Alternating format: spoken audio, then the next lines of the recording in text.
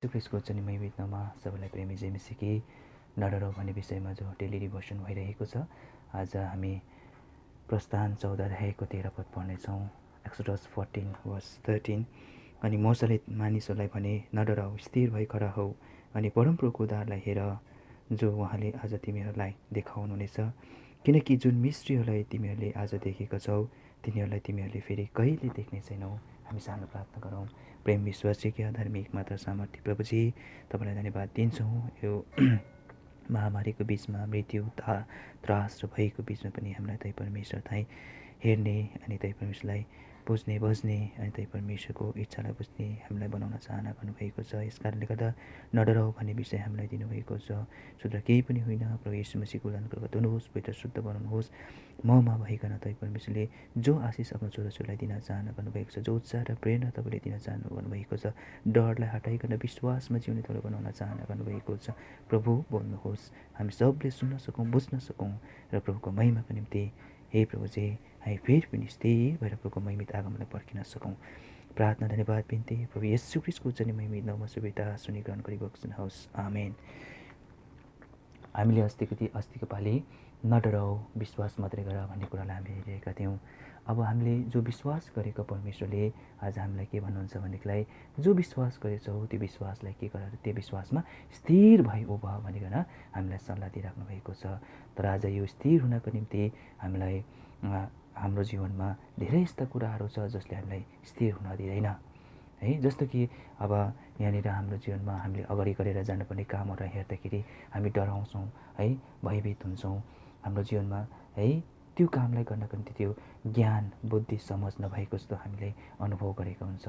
तर आज परमेश्वरले भन्नुहुन्छ है, याकुब 1 अध्यायको 5 पदमा, जेम्स च्याप्टर 1 वर्स 5मा, माग जसलाई बुद्धिको आवश्यकता छ मागोस्, परमेश्वरले के गर्नुहुन्छ अरे दिनुहुन्छ है, त्यो पनि हपार्नु पनि हुन्न अरे। यस्तो परमेश्वर हामीले पाएका छौँ। मागौँ है, नडराइकन मागौँ, परमेश्वरले तपाईँलाई के गर्नुहुन्छ दिनुहुन्छ। त्यति मात्रै नभएर मैले है अगाडि गर्नुपर्ने कामहरूको निम्ति हामी डराएको है, अथवा ज्ञान समझ नभएको, बुद्धि नभएको जस्तो छ भने सोलोमन राजालाई हामी हेर्न सक्छौँ। सोलोमन राजाले के गरे? सोलोमन राजाले दाउदपछि उसले शासन गर्नुपर्ने थियो इजरायलीहरूलाई। त उसको दिमागमा यो कुरा आयो, ममा समझ छैन, यति धेरै मानिसहरूलाई सम्हाल्नको निम्ति ममा त्यो समझ छैन भनिकन सोचेको खण्डमा उसले परमेश्वरसँग मागे है, परमेश्वरले समझ दिनुभयो। यो हामी पाउँछौँ पहिलो राजा 3 अध्यायको 9 पदमा, फर्स्ट किङ च्याप्टर 3 वर्स 9मा हामी यो कुरा पाउँछौँ। यस कारणले गर्दा है आज हामीले यो समझ ज्ञान बुद्धि हामीले चाहेको छ, परमेश्वरले दिनुहुन्छ। यदि मात्र होइन, ताकि हाम्रो जीवनमा यदि यो बुद्धि ज्ञान समझ नभए तापनि, जो काम गर्नको निम्ति नभए, त्यो कामहरू काम गर्नको निम्ति नभए तापनि हामी चाहे त्यो कुराहरूको लागि हामी मूर्ख बनाउला। तर परमेश्वरले यस्ता व्यक्तिहरूको लागि पनि हामीलाई यस्तो उत्साह र प्रेरणा दिनुहुन्छ है। यस संसारका ज्ञानीहरूको ज्ञानलाई बेकममा तुल्याउनको निम्ति परमेश्वरले के गर्नुहुन्छ अरे, यही संसारका मूर्ख कुराहरूलाई चुन्नुभएको छ। हेर्नुहोस् त, त्यो कुरामा त परमेश्वरले हामीलाई चुन्नु भएको रहेछ भन्ने कुरा पो हामी बुझ्न सक्दो रहेछौँ होइन। यो हामी पहिलो कोरिन्थी 1 अध्यायको 27 पदमा पाउँछौँ। फर्स्ट कोरिन्थियन्स च्याप्टर 1 वर्स 27मा हामी पाउँछौँ। त्यसो भएदेखिलाई यो व्यक्तिहरू है, यस्ता व्यक्तिहरू अथवा यस्ता मूर्ख व्यक्तिहरूलाई परमेश्वरले भन्नुहुन्छ, यिनीहरूले चाहिँ के गर्दैन अरे, परमेश्वरको मार्गलाई, जो राजमार्गमा आज यिनीहरू हिँड्छन्, अनि त्यो राजमार्गलाई चाहिँ यिनीहरूले कहिले पनि के गर्दैन अरे, बिराउँदैनन् अरे, अथवा स्वर्गीय है, स्वर्गीय बाटो चाहिँ कहिले पनि बिराउँदैन अरे। यस कारणले गर्दा यशाया 35 अध्यायको 8 पदमा हामीले यो कुरा पाउँछौँ। आइजाया 35 वर्स 8मा हामीले यो कुरालाई हामीले पढ्यौँ भने हामी त्यहाँनिर पाउँछौँ। यस कारणले हामीलाई परमेश्वरले कुनै पनि कुरामा निराशा अथवा डराउने र अत्यास हुने कुरा गर्नुहुन्न है। यस्ता परमेश्वरमा हामी विश्वास गरेका छौँ, स्थिर भएर बस्छौँ। दोस्रो कुरा, हामी बिहा सम्बन्धीमा पनि धेरै डराउँछौँ है, अत्तालिन्छौँ अथवा कहिलेकाहीँ हामी निराश पनि हुन्छौँ। तर परमेश्वरले भन्नुहुन्छ यति मेरो है, परमेश्वरले के भन्नुहुन्छ भनेदेखिलाई उत्पत्ति 2 अध्यायको 18 पदमा गएर हामीले हेर्दा हुँदै है, जेनेसिस च्याप्टर 2 वर्स 18मा यसरी लेखिएको छ, मानिस एक्लो रहन असल छैन भनेपछि हामीले बुझ्न सक्छौँ है, परमेश्वरले एक्लै राख्नु हुँदैन रहेछ भने। त्यस कारण हामीले विश्वास गरेको परमेश्वरमा यस्तो प्रतिज्ञाहरूमा स्थिर भएर बस्नुपर्छ है। अनि त्यस कारणले उहाँले यशाया 34 अध्यायको 16 पदमा पनि कुरा भन्नुभयो। आइजाया 34 वर्स 16मा पनि कुरा भन्नुभयो। के भन्नुहुन्छ भने, पवित्र शास्त्रमा खोज है पढेर खोज, त्यहाँनिर चाहिँ के लेखेको छ अरे, कसैलाई पनि है जोडाको अभाव छैन अरे है, कसैलाई पनि परमेश्वरले के गर्नु भएको छैन, एक्लै राख्न चाहना गर्नुभएको छैन अरे। त्यसो भएदेखिलाई है आज हामी विवाह नभएकोहरूलाई पनि एउटा परमेश्वरले उत्साह दिनुभएको छ, डराइरहेको होला, निरुत्साहित भइरहेको होला है, आज हामी हताश भएको होला, तर हामीले जो विश्वास गरेको परमेश्वरमा तपाईँ हामीले विश्वासमा स्थिर रहौँ, परमेश्वरले आफ्नो प्रतिज्ञा पुरा गर्नुहुन्छ।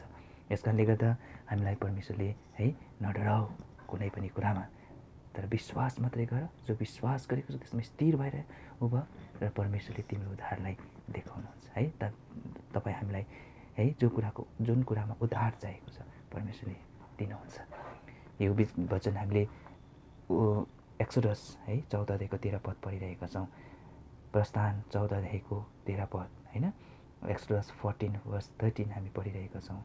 पिछेबाट मिस्रीहरू आइरहेको छन्, अगाडिबाट के भइरहेको छ, लाल समुद्र छ, कहाँ जाने है। यस्तो स्थितिमा परमेश्वरले इजरायलीहरूलाई समुद्र 2 भाग गरेर सुक्खा जमिनबाट भएर पार गराउनु भयो।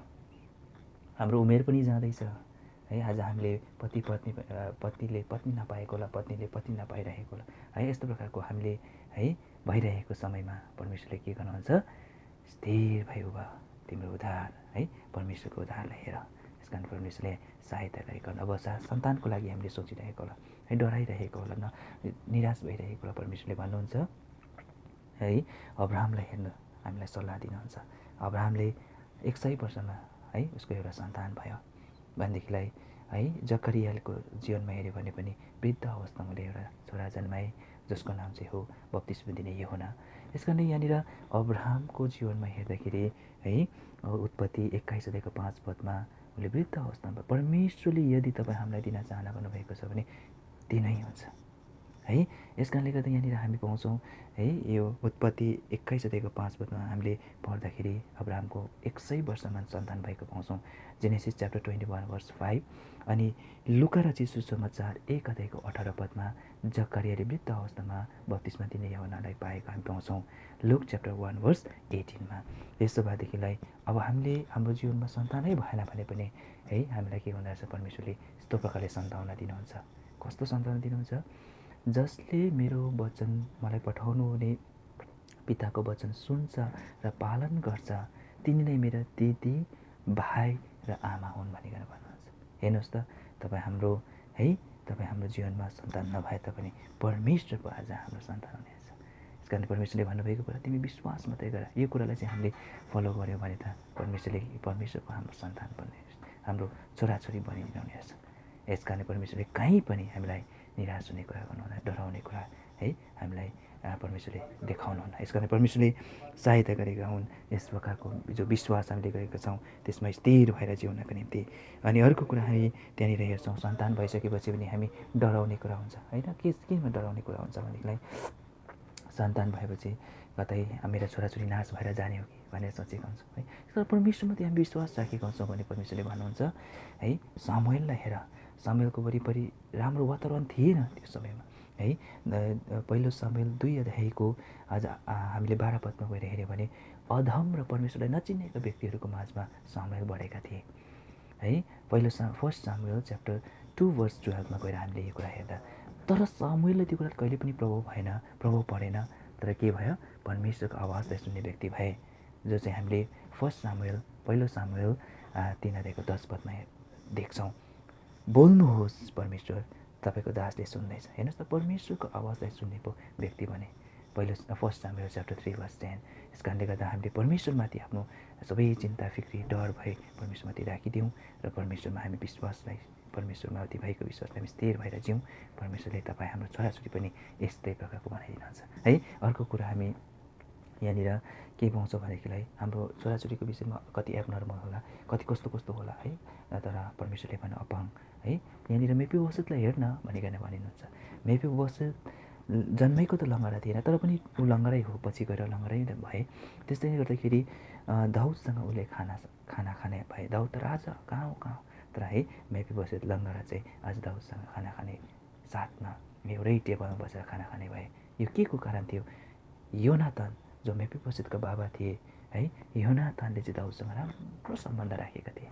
यसरी नै अझै हामीले पनि परमेश्वरसँग राम्रो सम्बन्ध राख्यौँ भने यस्तै प्रकार परमेश्वरले मेफिबोसेतलाई जस्तै है परमेश्वरले हाम्रो छोराछोरीलाई पनि स्तर दिनुहुन्छ। यस कारण हामीले यो विश्वासमा चाहिँ हामी स्थिर रहौँ। यो हुरी बतास तुफानको बिचमा है यो मृत्यु भय र त्रासको बिचमा हामी स्थिर भएर बस्छौँ भने परमेश्वरले हाम्रो सन्तानलाई पनि यस प्रकारको आशिषको कारण बनाउनुहुन्छ। यति मात्र होइन, हुनसक्छ हाम्रो छोराछोरीहरू हामीदेखि टाढो भएर गयो, हामी दुःखित भएका छौँ, हामी डराएका छौँ है यो फर्केर आउँछ कि आउँदैन, यो यस्तो योले फेरि जिन्दगी राम्रो जिउँछ कि जिउँदैन भन्ने खालको धेरै हाम्रो जीवनमा के हुन्छ भनेदेखि डर हुन्छ है। अनि हामी भयभीत हुन्छौँ अनि कहिलेकाहीँ हामी निराश पनि हुन्छौँ। र परमेश्वरले भन्छ डराउनु पर्दैन, परमेश्वरको वचनलाई हेर है, उराउ पुत्रलाई हेर न, उराउ पुत्र फर्केर आए है। यस कारणले आज हामीलाई पनि परमेश्वरले यो लुका रचित सुसमाचार 15 अध्यायमा हामी गएर पढ्दाखेरि त्यहाँनिर पाउँछौँ होइन, के भन्छ भनेदेखिलाई यो उराउ पुत्र त बादमा गएर है फर्केर आएको हामी 15-17-19 पद हामी हेऱ्यौँ भने त्यहाँनिर है उराउ पुत्र फर्केर आयो। लुक च्याप्टर 15 verses 17 and 19 है। हाम्रो छोराछोरी पनि यसरी नै फर्केर आउँछ एक दिन। यस कारण हामीले प्रार्थना गरौँ है। यस्तो प्रकारको धेरै कुरा बाइबलमा हामी पाउँछौँ है, जो कुराले चाहिँ हाम्रो जीवनमा भएको डरहरू सबै हटाइदिन्छ है। यस कारणले गर्दा हामीले परमेश्वरमाथि जो विश्वास राखेका छौँ अब यो स्थिर भएर हामी यो कुरालाई पक्रिराखौँ। एक दिन निश्चय हामीलाई पनि है यो परमेश्वरले जो मिस्रीहरूदेखि इजरायलीहरूलाई है छुटकारा दिइकन लाल समुद्रलाई 2 भाग बनाइकन सुक्खा जमिन हेरेर है पार गर्न दिनुभयो।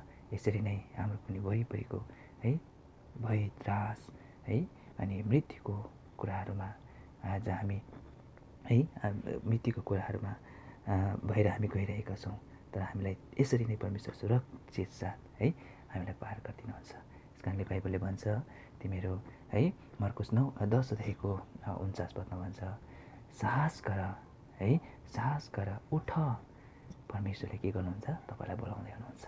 हामीले विश्वास गरेको परमेश्वरमाथि हामी साहस गरेर परमेश्वरको नजिकमा आउँ।